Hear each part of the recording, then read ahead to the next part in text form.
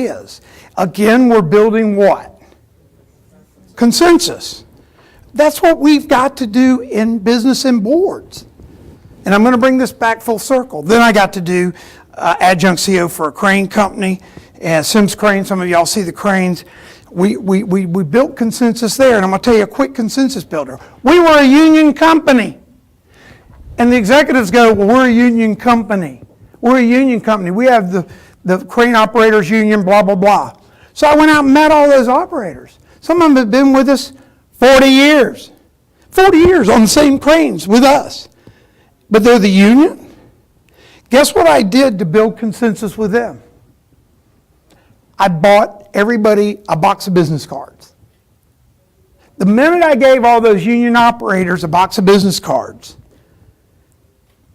they became part of the thing. Guess how many business cards they ever had before? None. $10. Empowerment. Creating consensus. They went out, the company did $32 million. This was on the downturn. That's how I get in, downturns. The next year we did $54 million. The key to the reason that $54 million's key, that was the biggest year in the 50-year history of the company, and it was during this recent recession. So it wasn't boom times, rock and roll. This year they'll do $150 million. $150 million this year. Again, constant consistency and consensus building and leadership. And I still help them as far as to staying on top of that. Did a short stint, which was the same type of leadership, of a company that did facelifts, Lifestyle Lift, largest facelift company in the world based out of Detroit. We did that deal and grew that, and we did 25,000 facelifts a year. 25,000 facelifts a year, that's pretty amazing. And then now I'm with a company called LM Funding. We fund advanced funds for condominium and HOA associations that have assessments that are past due. And it's a great business model. We're doing a little bit of a turnaround there. We have a couple of our friends in here from there. We had a little bit of challenge when I joined, and we laugh about it now, don't we, Ryan? Here was our policy.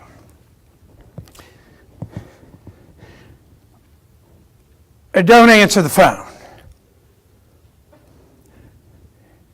And we had a two-step policy.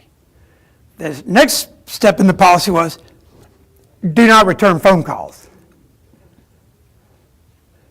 Do you think we were customer-centric?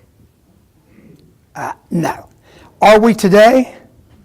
Absolutely. I give my cell out to every person I meet. You can call me 24/7, and I answer. I had a board one time call me on a Saturday. I answered, and they go, you weren't lying.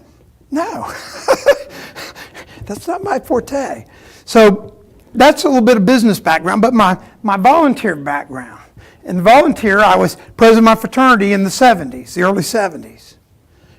Do y'all remember, who here was in that 18 to 20 in the 70s, early 70s or late 60s?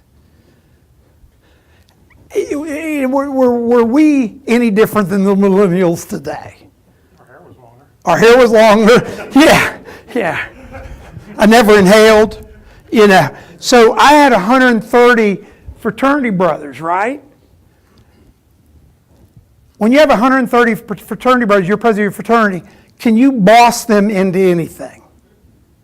No. So what are you building again? Consensus. You're right on. You're building consensus. You think that's going to be one of our theme words today?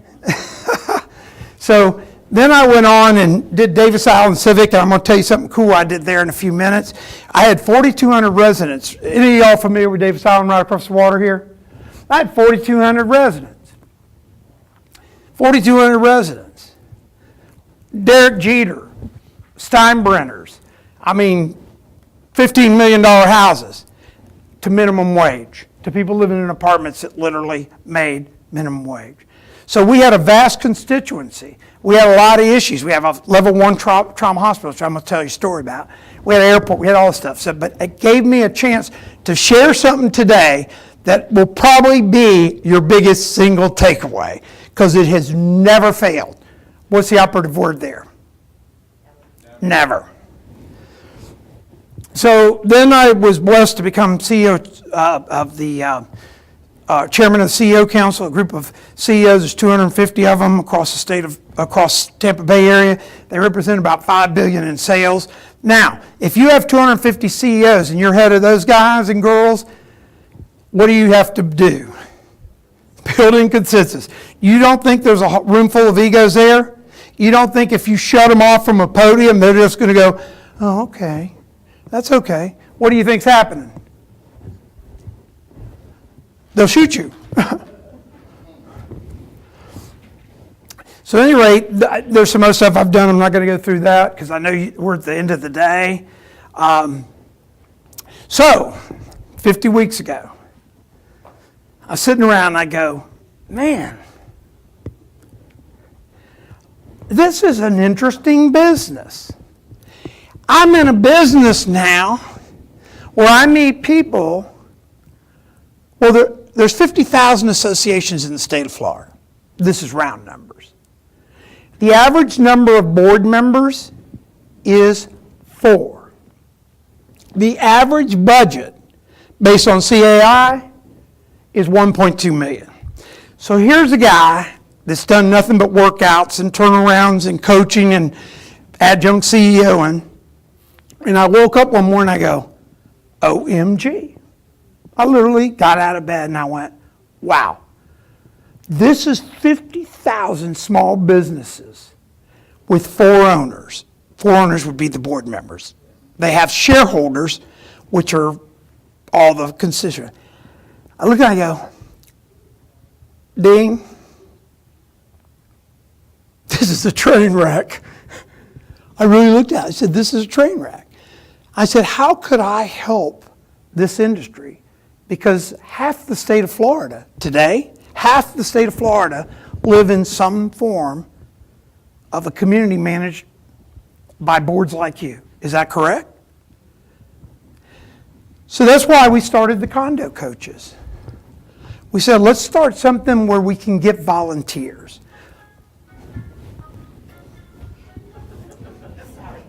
No, keep it ringing, boy. That gets me going. Keeps that blood running. You actually have a pretty smoking ring there. What ring is that? Mine's something stupid. I think it still goes like the first one you get with an apple or something. You know. No, you can pick them. I can? I got to get crazy when. That's not crazy though. No, leave it on. Let's see how many times you get Mr. Dean to dance. We'll put a little pool together. Everybody play. I bet 5. We'll have like a lottery. So we started the Condo Coaches. We went on the air 50 weeks ago. We do it every Monday. We stream live Facebook. We have the books you've seen. And we started getting volunteers from all over the state of Florida. And part of the agenda is we come in and help condominium associations and boards for no pay. And whoever comes in is a true volunteer. It's not one of these, like our roofing experts. You know, if they come in to see you in South Florida, they don't come in and go, hi, I'm Bill from Bill's Roofing. We have the Mac Daddy shingle number 905, 50 G in year warranty, and it'll never ever blow off no matter how, none of that crap. They come in and talk to you about roofing, what you need to learn and know about roofing. What's going to make you a better board member for a question? Have you ever had that resource where you don't feel like you're being pitched? No. I'm going to share something in a few minutes. It's going to be another huge takeaway that has transpired over the last year that's been stupid nutty, crazy cool that the Condo Coaches has done. So the Condo Coaches, and by the way, if this slide was up here, it shows all that picture and this and all this stuff. Johnny right here is our DJ that's on every week. How many of you, I asked, have ever seen the Condo Coaches? Thanks. Yeah, Johnny's our main man. Here's our goal, again, to take away one thing today that will make a difference for you both in your work as a board member, maybe your career, and or personal life. Does consensus work, guys, does consensus work at home? Well, yeah, exactly. So the skills we're working on and we're talking about, are they unique to being a board member? No. Consensus is something for life. You build consensus with your children. You build consensus with your church. You build, if you're a leader, you have to build it.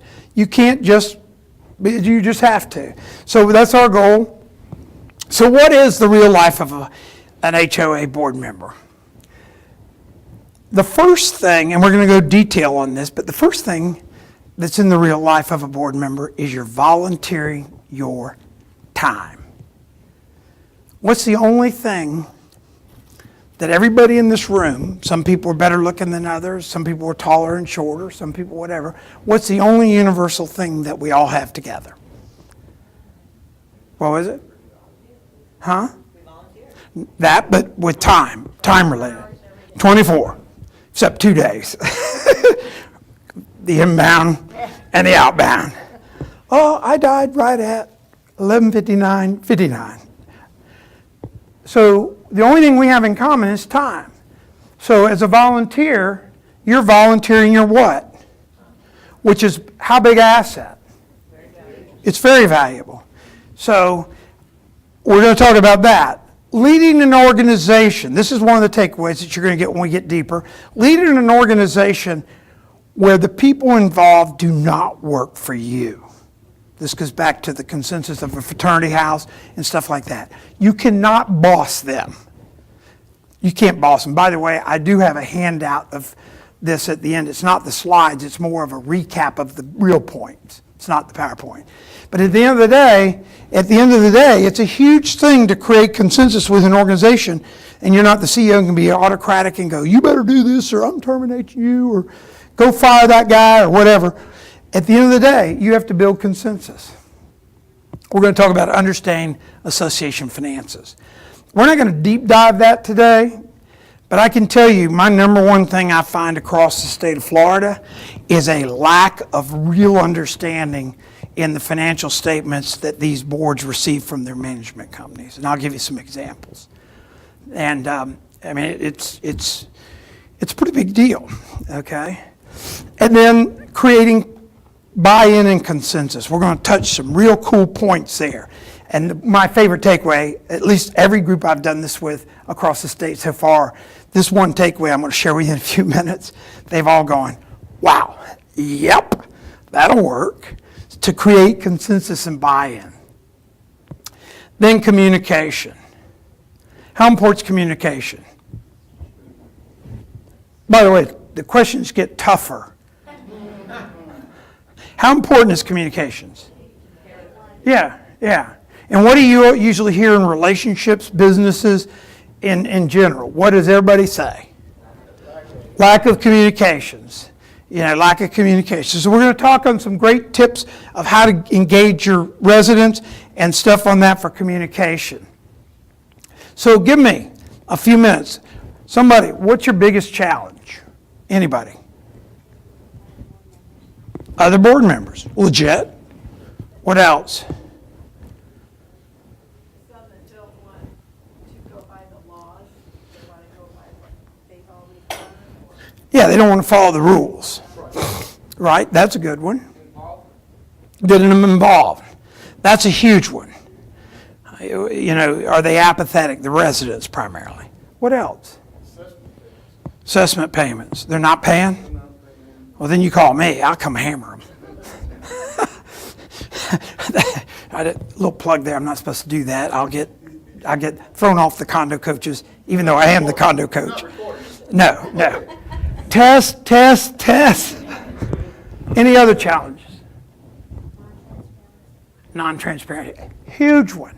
I met with a board treasurer, believe it or not, yesterday for lunch. She called me. She goes, I have a problem. I go, what's your problem? She goes, my financials. I said, do you want me to look at them? I can give you an assessment, whatever. Turns out she's sharp. She really knows it. Her problem was her property management company wouldn't send them to her. Wow. She used a different word that started with an F, and it wasn't flying. Right.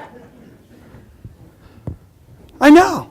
I sat there and I said, so she sent a scripted email to me today to verify, to show, because what you don't want if you're building consensus, you're dealing with people, do you want to anger them? No. You just want to say, hey, could you shoot me over the latest, real friendly? And then I showed her some techniques there.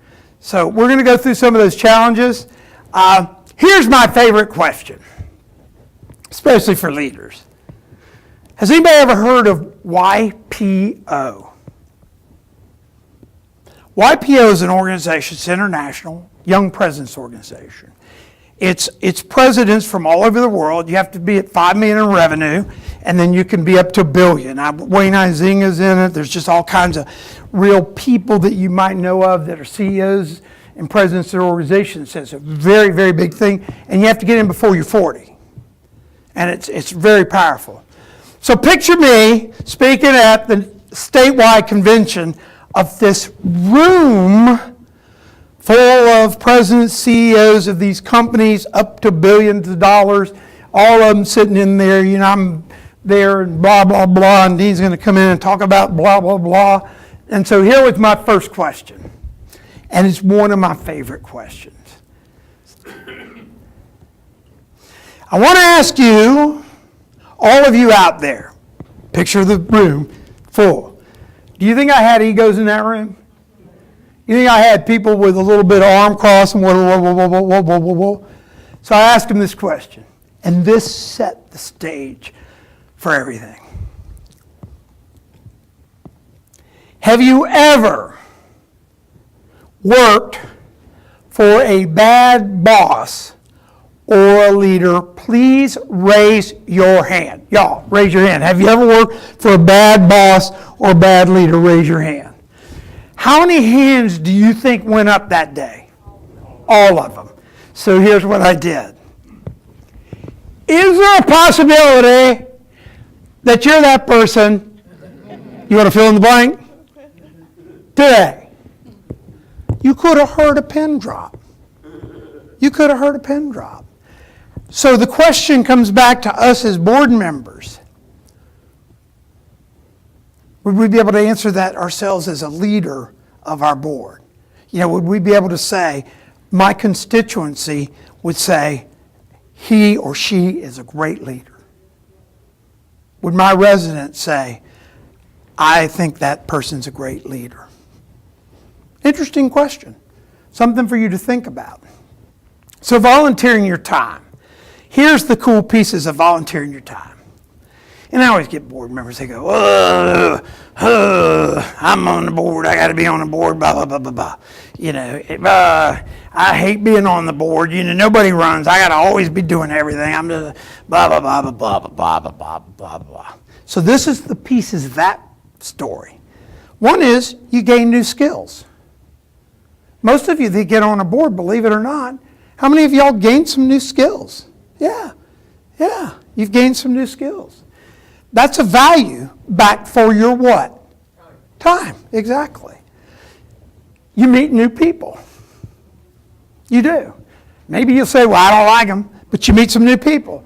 And quite frankly, most of the boards I get to go visit, you find that the boards really start to get to know each other and the residents, and they feel empowered, and there's a sense of satisfaction of meeting new people and being a part of a community. Yes, no?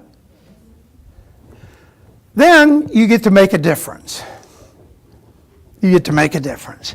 And when you leave today, part of why you took your time, and I hope it's valuable, is I'm going to give you some tips to be able to make a difference. So it won't just be anecdotal, oh, the guy was up there with the PowerPoint and showing us, his slides. That you will actually leave here with something that will allow you to make a difference. Remember I told you I was president of Davis Island? What I didn't tell you is that I had retired and I was at home, and one day, and by the way, you had chairs because we weren't a formal association, but we still represented 40-something hundred residents, okay? And we swung a big club. I mean, Davis Island we had political clout, because half the politicians live out there. So one day, I'm on the board, I joined the board, be on the board. I get a door knock. I go to the door, I open it up. Now here is Rhoda. Rhoda has been on the board since I think D.P. Davis dredged the place. 20s. Rhoda's about this tall in heels. Okay? And she came over, she's been on the board forever, and I'd just been on the board a year or so. And she came up to me and she goes, "You're going to be the president." And I go, "Well, Rhoda, I appreciate the compliment, but no, I'm not." Because you don't understand, the chairs, you got to be a first vice president. It's all about the chairs, and you got to want to do it and everything. And then I had a flashback of my grandmother. I had a flashback of my grandmother.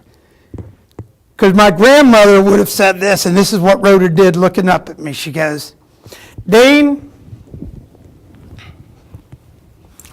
I didn't ask you." She looked at me and she goes, "I didn't ask you whether you want to be president. I did what?" She told me.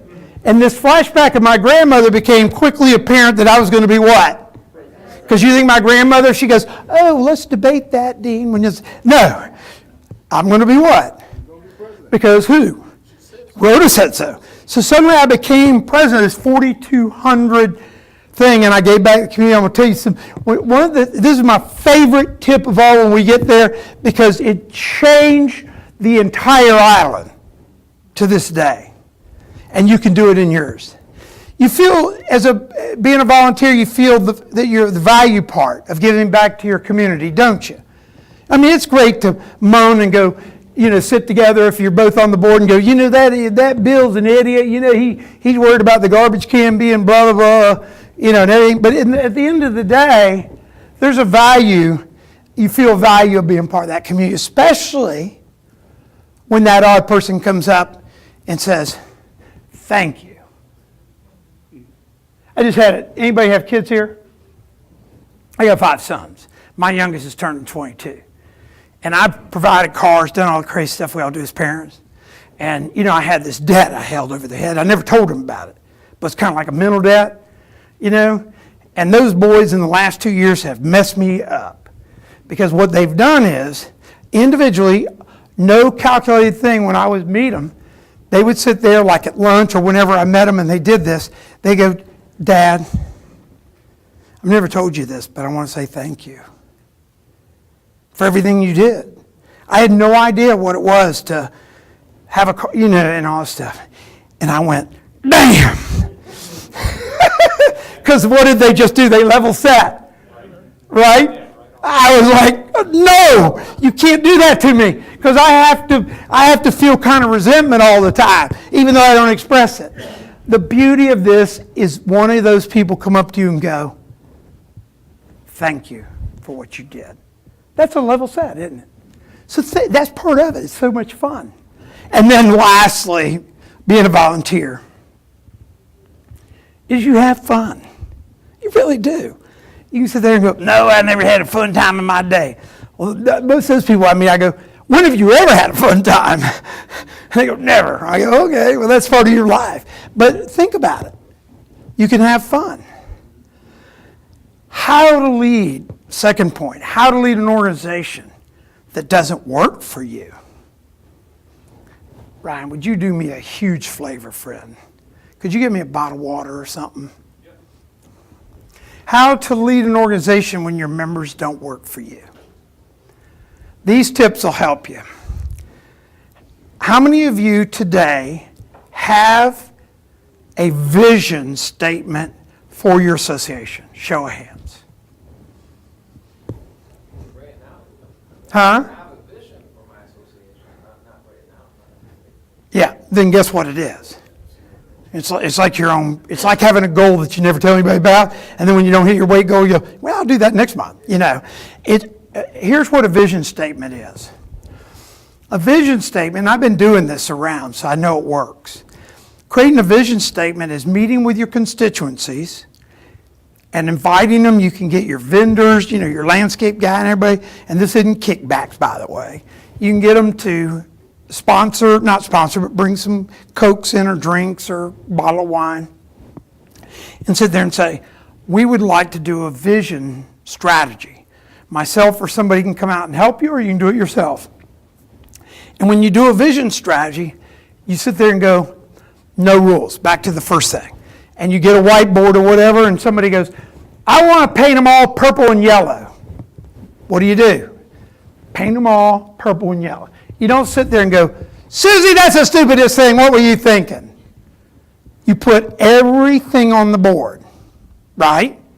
And you encourage. You keep encouraging. You keep encouraging. You keep encouraging. And all of a sudden you get a pretty good list.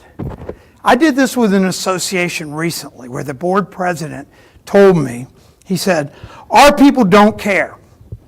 Our place is blighted because it went through the recession. We don't have any money. Blah, blah, blah, blah, blah.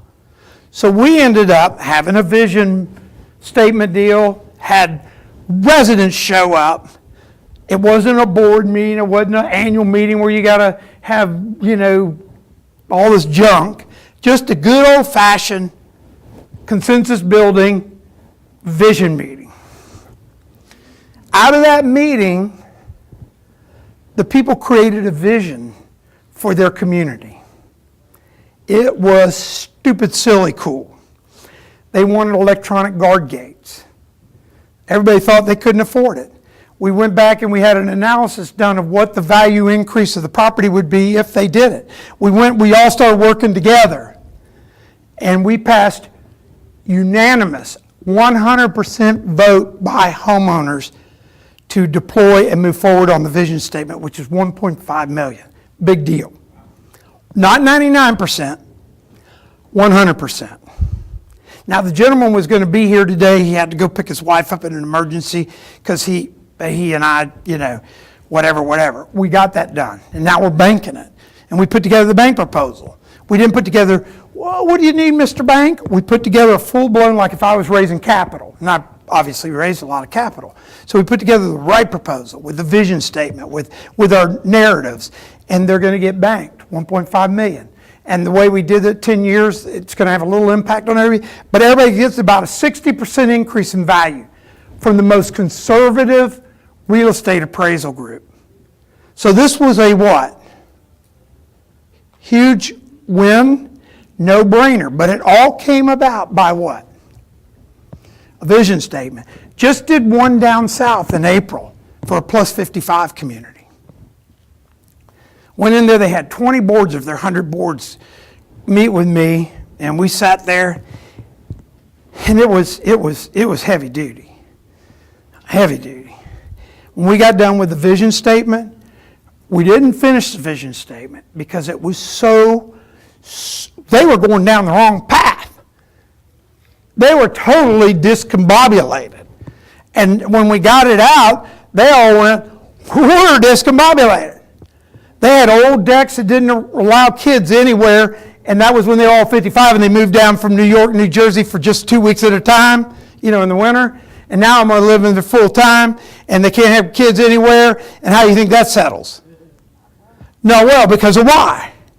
Grandchildren, damn right. My father-in-law told me one time, he said, Dean, if I'd known grandkids were this good, I'd have skipped kids. Do you have an amen? Yeah, so I would challenge you to challenge your board and yourself to create a vision. To create a vision. So you say with the board or the board and the community? Oh, the community, your stakeholders, yeah. The board says, hey, and if you need, what you do is you go, well, let's make it a little bit of an event. So we'll have a room in our clubhouse or wherever. And then you get your landscape guy and your other guy and say, I need you to bring a tub of beer or whatever, Cokes and some sandwiches from Publix or whatever. And you put it out to your members and say, we want your input on what you would, if money didn't matter, what you'd want this place to look like. Then when you get in there, you're very open. I like a whiteboard.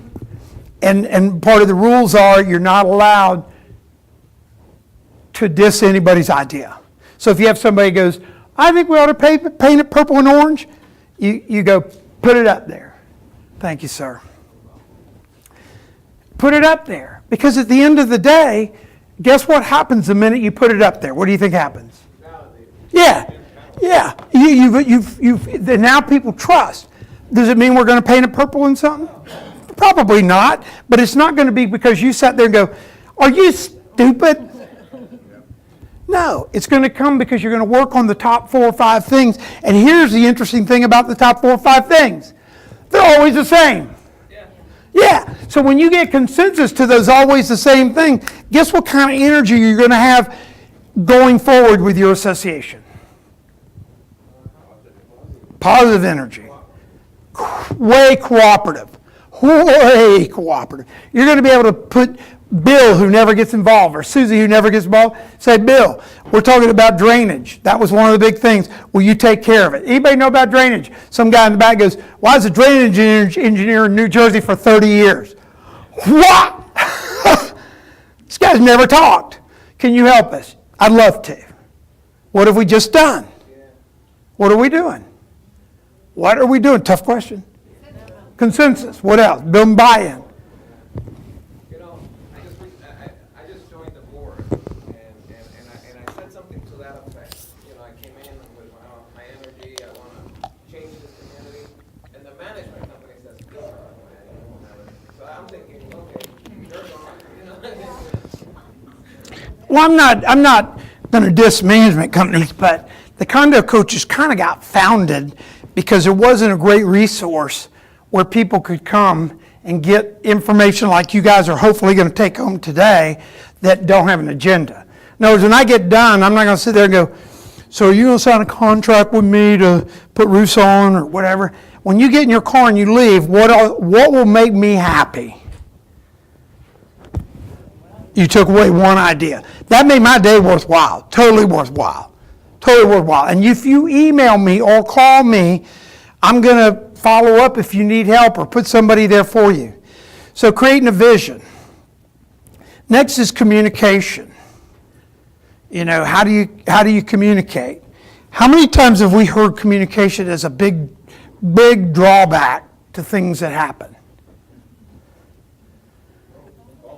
Yeah.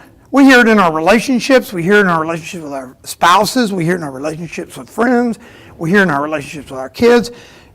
Those are microcosms of a community association. So how big are they in a community association? Yeah, they're pretty big. Big time. This was one of the things I had to do with Davis, Iowa. And this is one of the things I hear. Our show gets 50% of our questions and stuff come from your stakeholders, come from the property owners. And probably the biggest word that comes out of that if I had, you know how you do a mission statement or a values, your 4 values? These would probably be my values that I would have for my board. One is, as a board, we want to create a vision, which we've already agreed. 2 is, as a board, we want to be highly communicative. We want to be known that we're communicating. These are great value statements. And then thirdly, this is what I hear a lot. Starts with a T. Anybody want to take a but you're close. You're going to get that one too. Trust. I do not trust.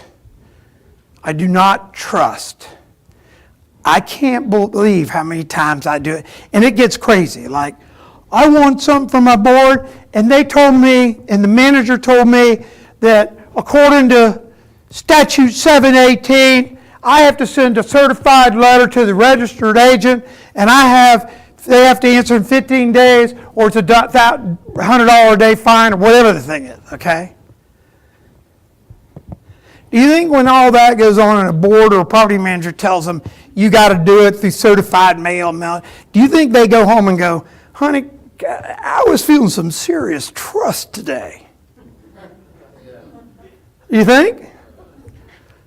As somebody told me years ago, my dad goes, Dean, what are the chances that they felt serious trust? My dad says, slim to none, and Slim left town. Yeah, none. Transparency, thank you. Transparency. Getting your money's worth, because these people are paying for this, so it's something that it's not a favor. No, they're your shareholders. That's why I joined. And that's why you want to put these up as maybe your 4. Answer your question back. Am I, are we, these 4 items. I got to tell you, I used to do workouts of businesses, right? You want me to tell you the coolest thing I did in my work out of the businesses that everybody freaked out about but loved it, and it created transparency so high you could never imagine? I gave a financial statement to guess who? Our company financials every month. Guess who I gave them to? Everyone. Now picture a construction company. I have 400 people. I'm doing civil construction, so I have pipe crews, pipe crews. I've got, well, we did signals too. But I had everything from minimum wage, and those pipe crew guys were proud people. They had been laying pipe, as laborers for 20 years. It wasn't like they got out of the ditch and were bitter at life. They had their lives, and they were happy. What do you think happened when I gave them business cards too? But what do you think happened when they got the financials every month, every one of them? Yeah, totally. I had one pipe crew one time. I was down in the ditch with them. I was working with them. I go dress. It was funny. I don't mean to say it this way, but I was down the ditch, and I said we were down 22 feet on 22nd over here, laying sanitary sewer line, 22 feet deep. Summer, hot, real hot. I'm down the ditch helping them and stuff. And one of the guys, I said, see the city inspectors up there, guys? Because now they're used to me and stuff. They don't even know I'm down here and I'm helping you, and they don't know I'm the owner and CEO of this company. And one of my pipe guys go, what are you talking about? I go, they don't know. He says, Dean, there's nobody in this hole with a gold Rolex and alligator boots on. Busted. So I'm down in this hole with my pipe crews, and we're down, I do an 8-hour stint with them, right? Because when I do it with the crews, I go to different crews, and they go, Dean, why don't we have a pipe puller? Now I'm going to tell you, this is associations, not listening, okay? This is us sitting here.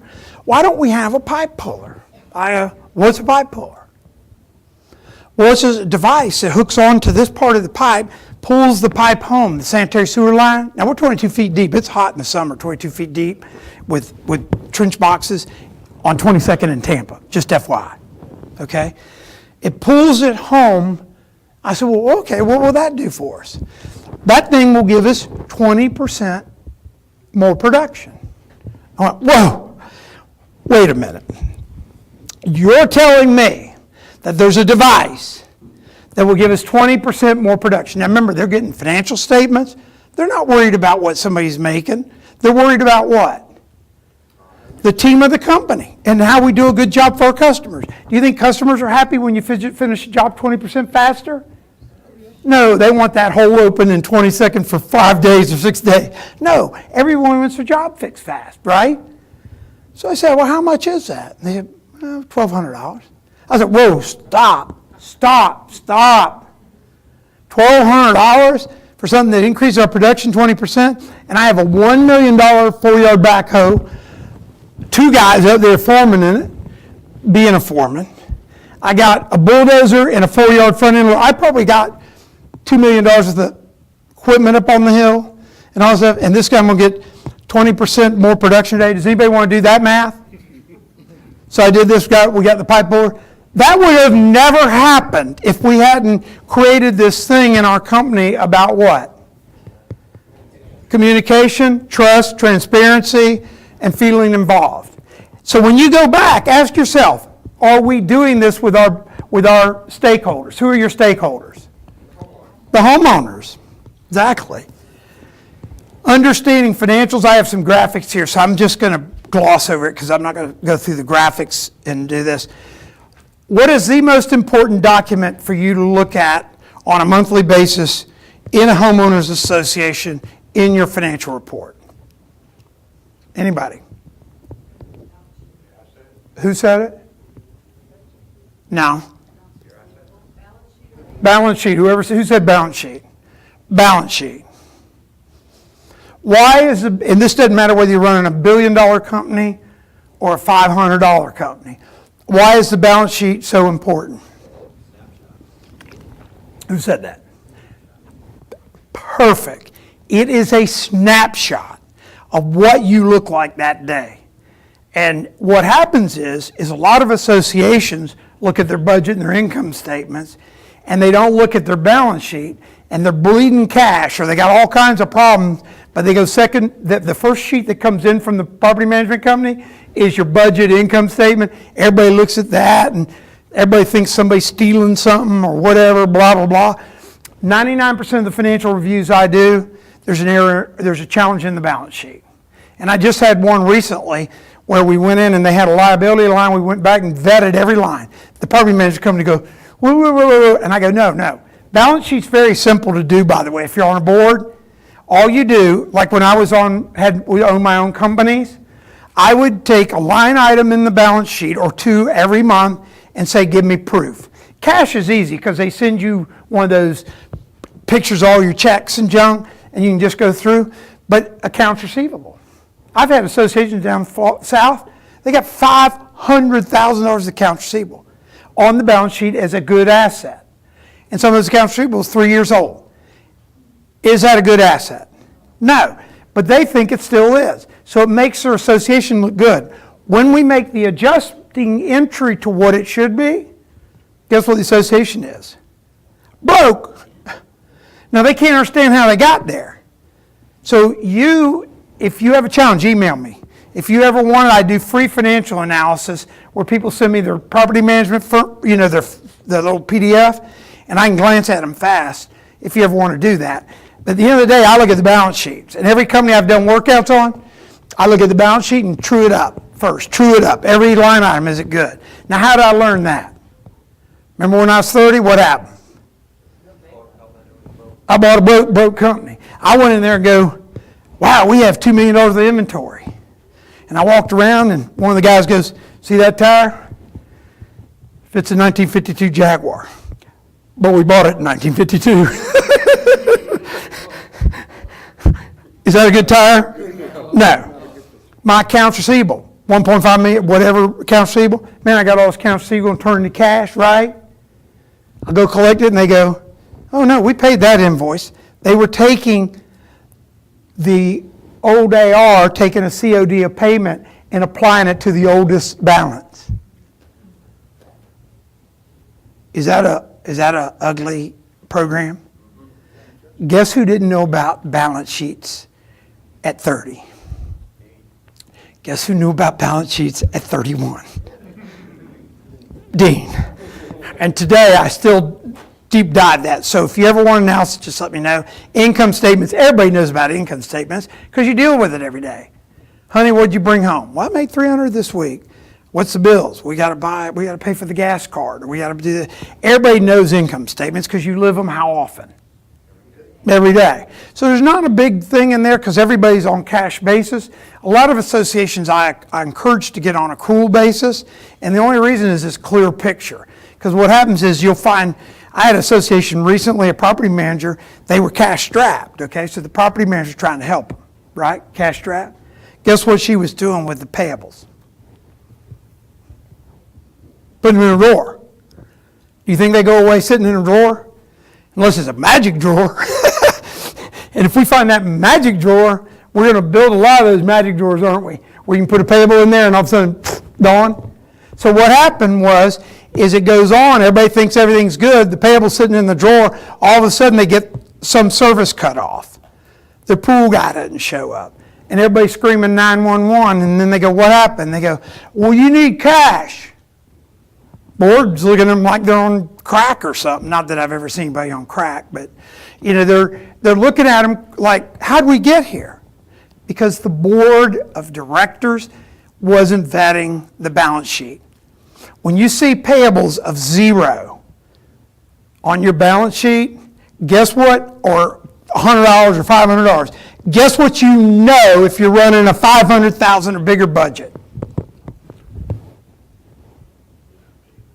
Well, they're not on the balance sheet, so you don't know if you owe it. So they're sitting in the pocket. And I've had some of these property managers come in, well, we do cash basis. I said, okay, if you do cash basis, then give them an open payables line. Well, we don't post the payable till we pay it. My friends, that is a what? Train wreck.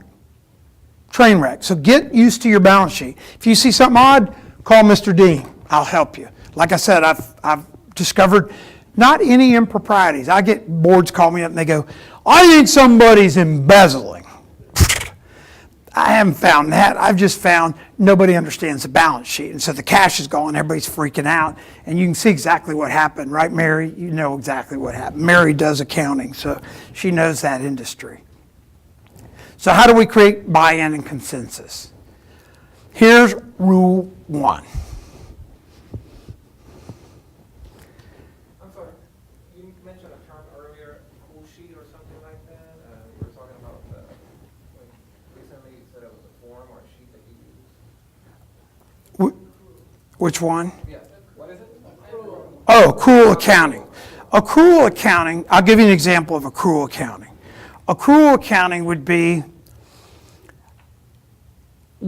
your auto insurance if you were running non-cash basis. So your automobile insurance comes in for $3,000. So you'd put it on your personal balance sheet because you owe the $3,000 for the year. Okay, so you know you owe you $3,000. Cash flow wise, you're going to pay because they give you 10 months, but you still, that expense is for that year. So you just, as you pay it down, but it's still an accrual based number that you owe. And there's a bunch of terms. If you have any real deeper questions on this, feel free to call me and or text me or email me and I'll respond back. Don't get too worried about accounting, because if you get in a position where you have a question, back to your point, shoot me your balance sheet. And what I do is I do go-to meetings, and what I'll do is I'll post it up there and we'll talk about each line. Yeah, it's pretty, and it can go quick. Once you know it, you know it. So here's the rule, big rule. In a meeting, we always start with this rule. And quite frankly, in a business, it works too. Everyone in this room today, every one of you, are entitled to your own opinion. However, no one in this room is entitled to their own facts.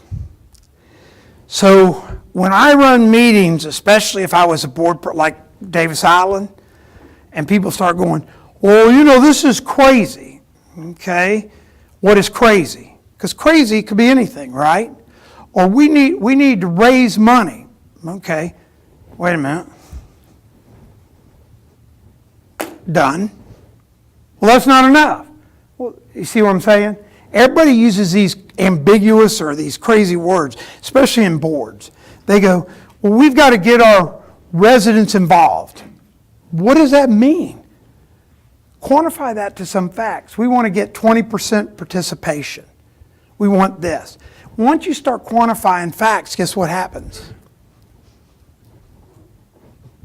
What do you think happens once you start using facts versus opinion? More consensus? Well, you get more consensus. You get rid of this vagueness people have. Oh, you know, our association is horrible. Okay, what's horrible? Yeah, I don't know what horrible is. I mean, horrible would be getting scared tonight at Halloween Horror Nights for me. I mean, that'd be horrible. Horrible could be driving off a cliff in your car and careening down the cliff and living. So take time, and what I do with my means, you're entitled to your own opinions, but you're not entitled to what? Yeah, facts. So when you do it, you start getting your whole constituency used to facts. Used to facts. How many thefts have we had? I had a lady today I know. She came by our booth and she was upset about this guy. She says he's always there. Okay, what is always? Well, I don't know. Anybody I know that's always there is like they're 24/7. That would be my definition. But if I sat here right now and said, put a note card around and went around the room and everybody wrote always, their term of always, what are the chances we'd all have the same number? Not a single chance. So make sure you're keeping, when you're running your board meetings and somebody starts doing a vague word, just be very polite and say, you know, we never get anything done. Okay, what is never get anything done? Well, I never see anything get done. would you like us to maybe have a to-do list as a board for our constituency that monthly we produce what we did get done? Would that help? And they go, well, yeah, okay. Secretary, would you make a note of that? Let's just, each month, we'll put a little list together what we got done this month. And by the way, could there be a month we get nothing done? Yeah, but if we're moving the ball forward, team or constituency, was everybody happy? And nobody's going to talk. And you go, if I'm the president, I'm going, I can't hear you. If we move the ball forward and get stuff done, are you going to be happy? And guess what they all say? Yes. Got it? It's really simple. Because you're keeping people on the facts. This one is takeaway on steroids. This is takeaway in life. And I'm not going to tell you I learned it as a kid.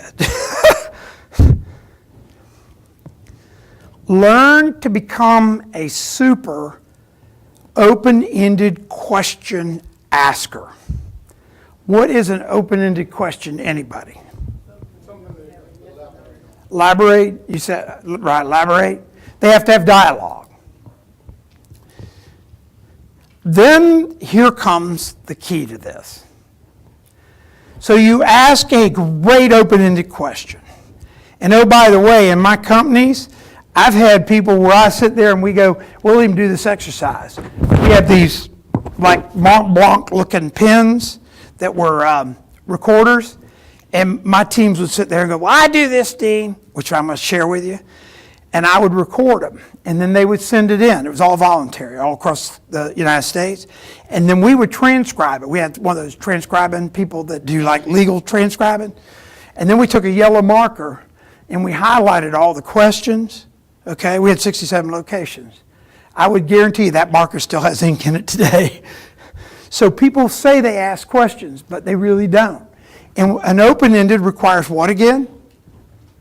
Explanation, talk, dialogue, collaboration. Okay, More than just a yes or no. correct. Here's the comma.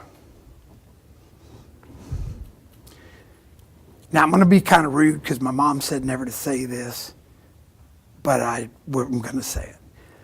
I'm going to be kind at first and then rude. The kind at first was,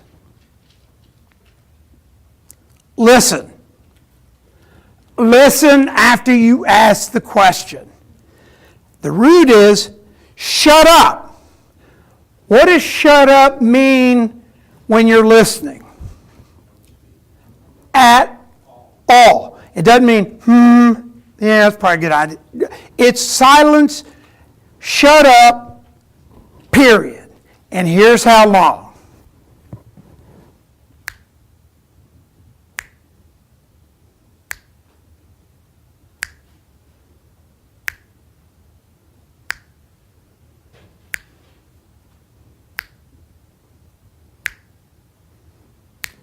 That was 10 seconds. 10 seconds seems like an eternity, doesn't it? Let me tell you what, when you learn to, grandmother, I'm only saying this, shut up, and you shut up, and they start answering back the open-ended questions, either as a board president talking or whatever, you gain transparency, respect, and everything else. But the reason you stay shut up, and you stay shut up, is they're going to stop right around 4 or 5 if you're tapping it in your shoe. They're going to stop. They're going to finish.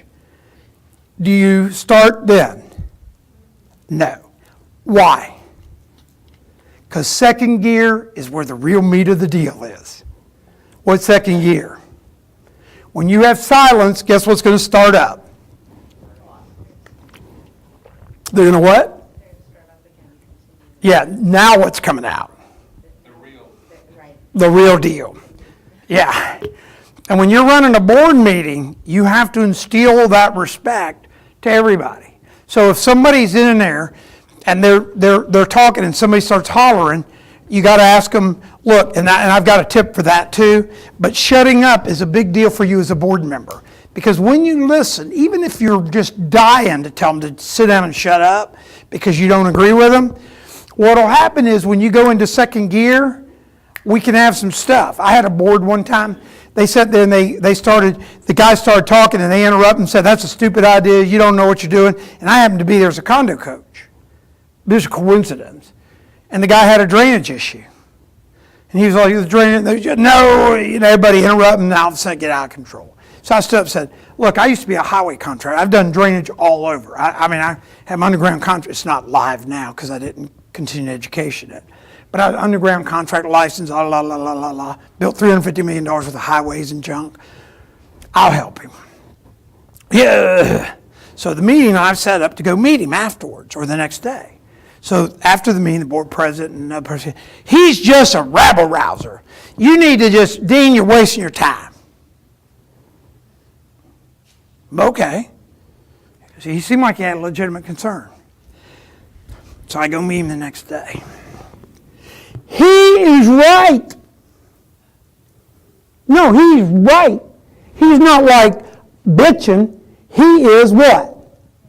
He was right. They had a huge drainage issue. And the drainage issue was being caused by an adjoining piece of property that had just been developed. And everybody wanted to do what to him? Shut him up. So we went to the city. We found the issue, literally took reading a set of plans where they had accidentally, trust me, engineers make errors, had all the runoff going on their property. So here the guy is right. We empowered him from the podium that night. Say, well, okay, Dean, you guys go do it. It wasn't a loving empowerment. But when we came back, how well do you think this guy felt that he solved a real problem? Yeah, and the board engaged, and isn't that what we're all about? They wanted to shut him up. Shut him up. Shut him up. So ask questions and tap your toe how many times? Try this. By the way, guys, works at home. Totally works at home. I actually had to do a deal. My wife will sit there and go, what do you want to eat? Tap my toe. And I learned her valuable lessons. So she goes, I go, where do you want to eat? She goes, anywhere. And I go, okay, why don't we get Chinese? What are you, crazy? What makes you think I want Chinese tonight?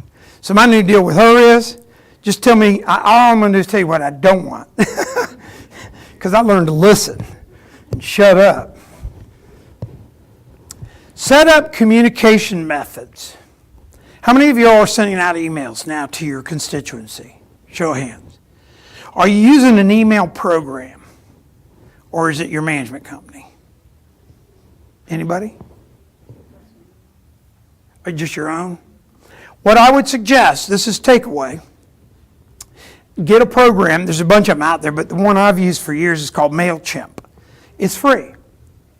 It's free to like 5,000 addresses, so unless you're a huge thing, it's free. What it allows you to do is construct an email, and I recommend constructing it like an email, not a newsletter, with great topics in it. When you email it out, the beauty of it is you get open data.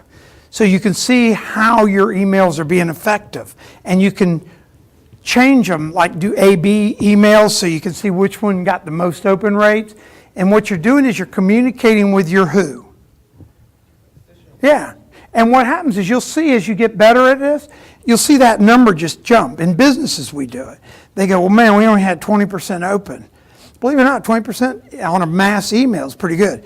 With your constituencies, if you're using it right, you should get 50, 60, maybe 75%. 75%. And it's a free service. And some people use the management companies. And I said, well, then ask your management company for an opening email report. And guess what you're going to get? Crickets. Crickets, nothing. And here, again, who's responsible for your association? We are. Mm-hmm. Not the management company. And this is a great thing. Once you set it up, and by the way, you can get your association like Whispering Oaks in the Pines at gmail.com and just get one established for your association. You can even buy your domain name for like $8 a year, blah, blah, blah, at whisperingoaks.com, and get your community kind of feeling like you're really communicating. There's so many techniques today. How many of you have done a community survey? Show of hands. How'd that work? Very well. Awesome. High five. If you're not surveying your community and you're a leader and you're not really seeing how they feel, you're kind of like, I'm a pilot. And anybody else in here a pilot? There's a term called IFR. Do you know what that is? Instrument Flight Rules. John Kennedy Jr. died on a crystal clear night over Long Island Sound when he flew his airplane straight into Long Island Sound. There was no weather, there was nothing else. What happened to him? Do y'all know what happened to him? Huh? He was disoriented. Correct. He got disoriented because he was trying to fly visually. And he did not trust his what? His instruments. In business, and by the way, condo associations are a what? Business. You can get vertigo. You can start believing your own stuff. And what the surveys do is they allow you to get information back, and you get it back, and then you can start really determining, you're going to get statistical great data. Statistical great data. Then you start being able to open up and ask those questions, like the number one thing in the survey, and by the way, you share it to everybody, the results. It's not a secret. If they call you an idiot, well, that's not a question. You usually don't put on, am I an idiot? Am I an idiot? Yes or no? True or false? But what you do is you ask the things that are part of your vision. You ask the things, you could ask open-ended, what would you do? Then you might say, board communication, 1 being 0, 10 being perfect. And you just get this data back. Now the key is not the first survey, is it? Which survey is the most important one? Second one, and the third one, and the fourth one, and the continuity of your association. It changes your world. Because now your stakeholders feel what? Involved. And guess what happens? This is like magic. When they feel involved, do you think they engage? Absolutely. Absolutely. You can have a very, very powerful. Right now there's a program out there. Another takeaway if you want it. It's called SurveyMonkey. Absolutely free. Absolutely free. You can design a survey. You can put your logo on it. If you got like whispering blah, blah, blah logo, you make it to them. You can send it out via email. Send it out via email.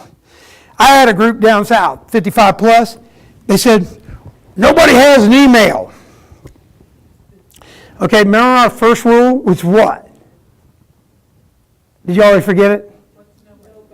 Exactly. So nobody has an email. Well, somebody does. I said, so somebody has an email. Have we gotten there yet? No. How many people have emails? 80+% of the residents have emails. And this is a plus 55. You know, this is where everybody goes, well, all of them have flip phones still. You go to their clubhouse, I couldn't find a flip phone. They're all on these iPhones and stuff, and guess why? Grandkids, exactly. It wasn't like they were embracing technology. They didn't care.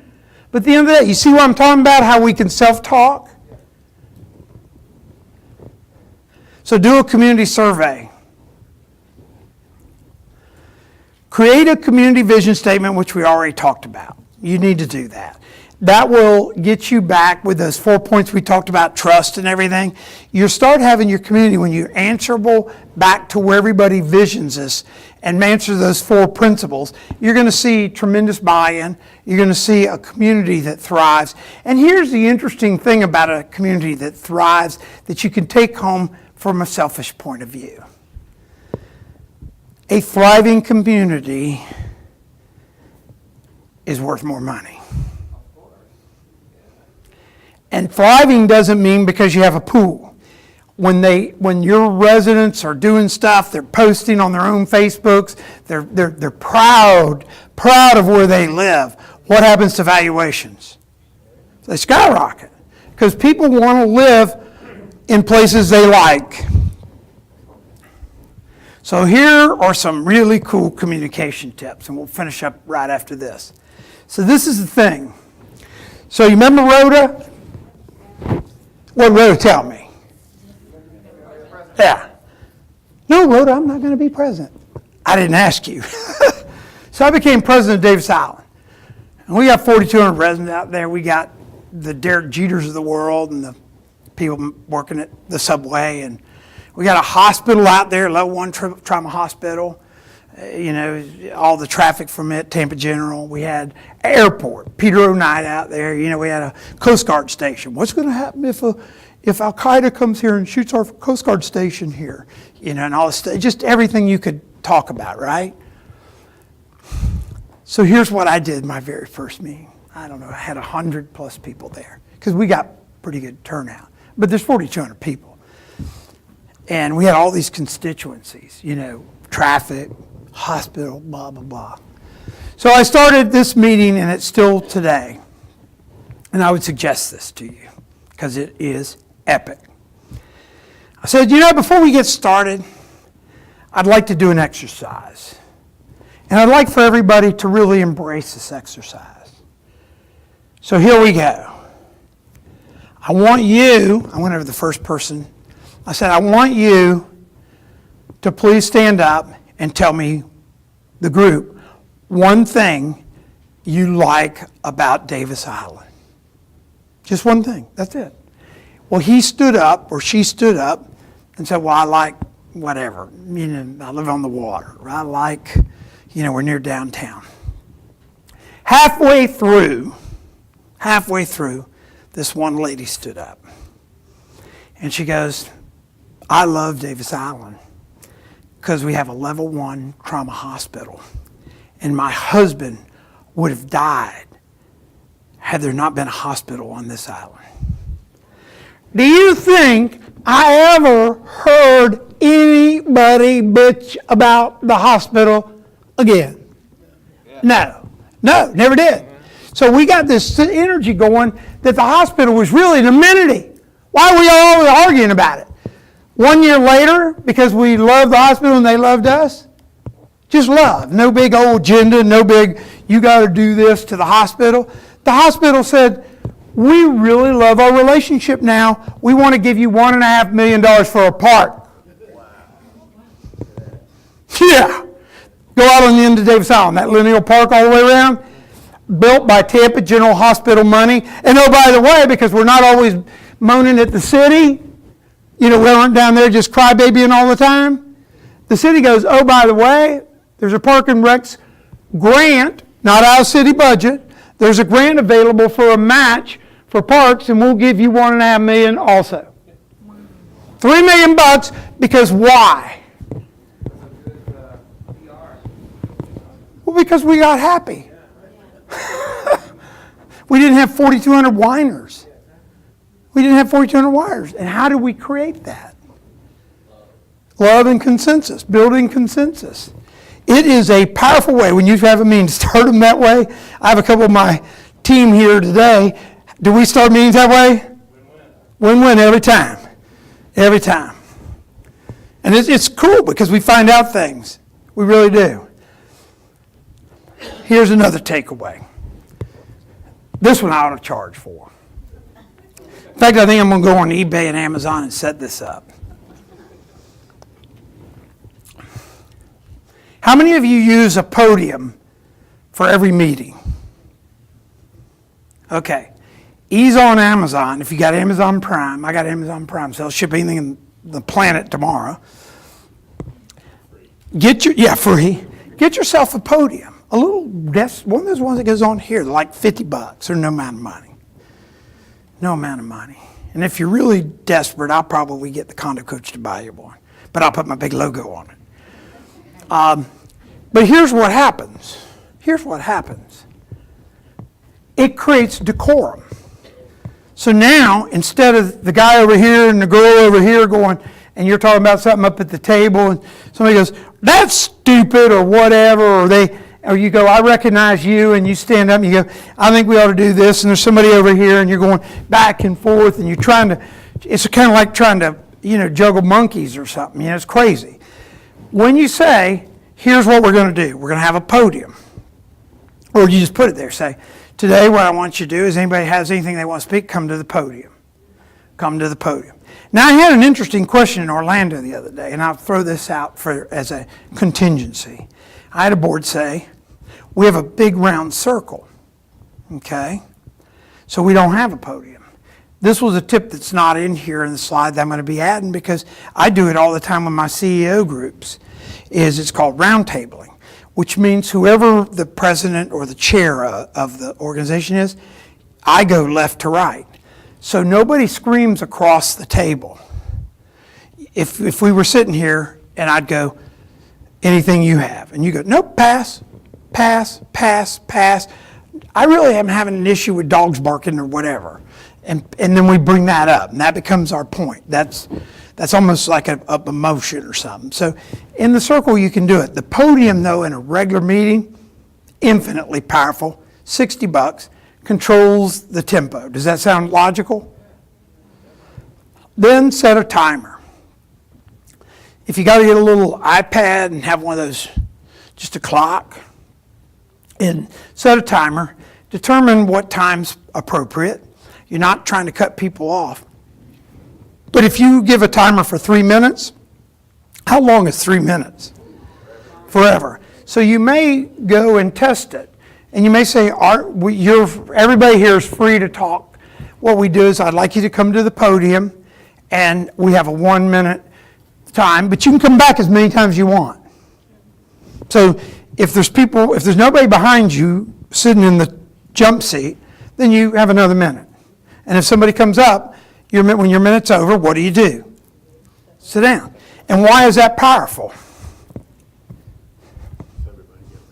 Everybody gets a turn, and you avoid that riff-raff junk. I've sat in board meetings where people start screaming. I went to a board meeting in Lauderdale recently. This was a first for Mr. Dean. It was a screaming board meeting, and it was just discombobulated. And then my claim to fame coming out of this board meeting was, I don't know how many people get this chance. It was my first 5 Glock board meeting. Guns. They had 5 officers with Glock 9mm in the board meeting. I said, that was a new first for me. I go, wow, we got 5 Glocks. Yeah. The irony of it is, here's what the irony is. In that meeting that night, we started deploying some of this. Guess what happened in that meeting? Everybody got shot. No. No, what happened was it got organized. And people weren't screaming. And people got more done that night. And we're working with that association now for our business side, my day job. And we're working with them, but now we've got consensus. And the funny thing is everybody was arguing, because I went down there almost a year ago, a couple of times. They're arguing about the same problem, and nobody wants it. Nobody wants this crappy community. In other words, it's not like there's a vote. Okay, today we're having a vote, show of hands. Please, everybody that wants to have this community be crappy, please raise your hands. No, doesn't happen. So we're building consensus down there. But that was a first for me.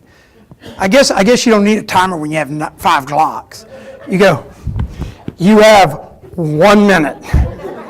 Oh, wait a minute, there's 5 of them.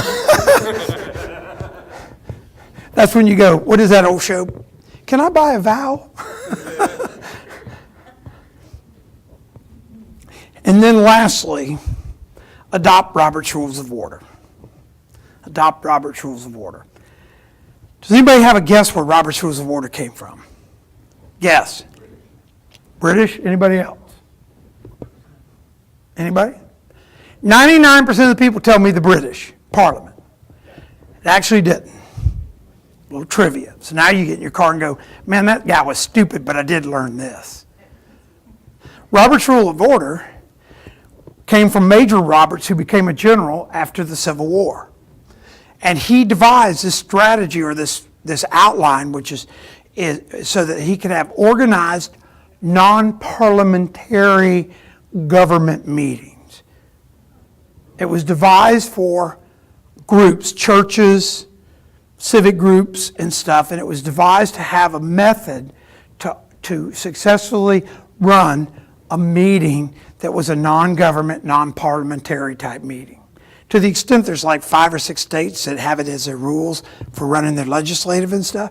But I love it, I always love it, because I was like you. I thought it was parliamentary until I started researching it.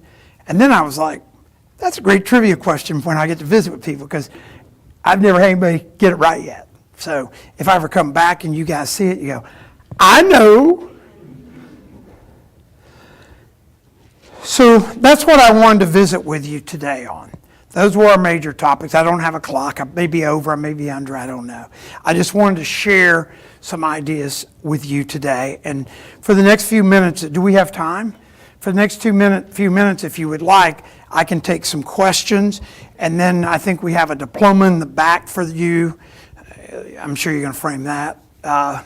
And did everybody get our Condo Coach books? Can I borrow these for a minute? This is, our Condo Coach team is especially proud of this series of books. And the reason we're especially proud of this series of books is they're free and they're truly informational and they're not with any agenda. And the one for boards, the one for new property owners and stuff really works. So if there's no more questions, anybody a question before we break?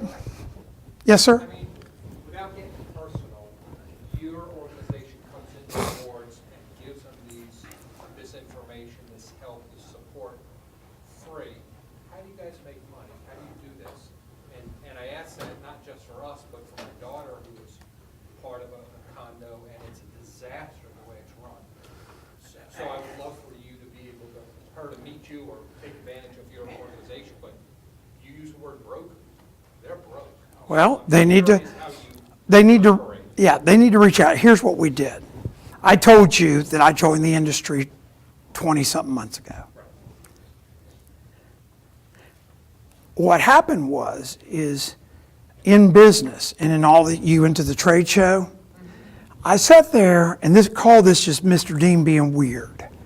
But I sat there and I went, here is a business that mathematically, this is just math, okay, facts, has roughly 240 to 250,000 volunteers that give hours every day and have day jobs and to run their associations.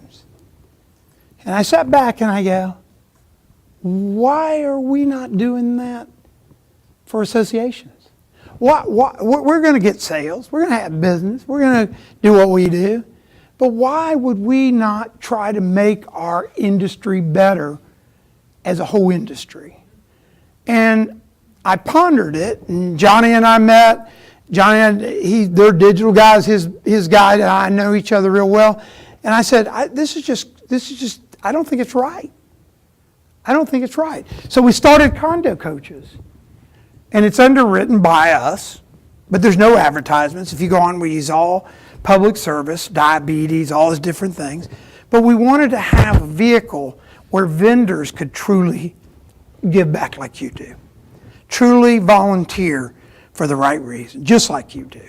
I mean, you're not doing it so you can get a big paycheck. Right. Yeah. And you're not doing it so that you get preferential parking or something, or you're not doing it so you have the special key to the bathroom in the pool room. You're doing it because you want to give back. Yeah, you didn't get that? But so what's happened is we've created this thing, and our volunteers actually sign a document that says, I will not solicit. Which is difficult, because here's what happens a lot of times. You become a trusted advisor, and you're really helping them. And then they go, well, will you help us? Like, do it. And the guys go, I can't. And then the board goes, yes, you can. Go, no, I can't. I signed a document. And then this happens. It doesn't happen. There's no intention for it. But you know how that's gravity? Gravity's a law of what? Law of physics. Guess what happens when you go in and you genuinely, with no agenda, help people? They want to pay you, they want to compensate you. They'll pay you, or if they don't pay you, it's kind of like pay it forward. Your whole step you have in life is different. And you've seen some people in your careers and stuff that are givers. And you know what?